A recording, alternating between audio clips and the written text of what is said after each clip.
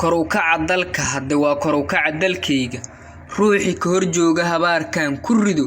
kariimkay wuu aqbalaya kitaabaha quraanka iyo arakaafka iyo jiinka kaadidu waqay kugu dhigtood sama ka dheeraato karkar iyo kuleyl ku jir raaxana eebbe kuma bado kadeedna waa duuniyada aakhirana naarta kada loobs waa la kaamil maalinta kadabka go'ay kii xun barabbu qabo adaan la iska ka qarina ka khilaafka wada iyo midkii lacag ku dhiibaya ku fog iyo ku joogaba rabbiyaan ciidu ka dheereen kulli ruux dalkii nacay dadkana kadibkii goynaya samaan kama sugayne rabbiyo bele ku soo boodo maalinta ka u dhaho yey fidnadu naga ka ruhadaayay belo samada laga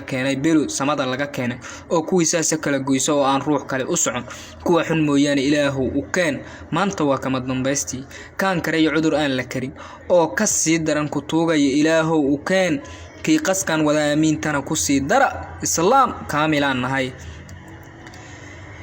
intaan habaarkani ku helin dalku ha kore kaal intaan habaarkani ku helin dalku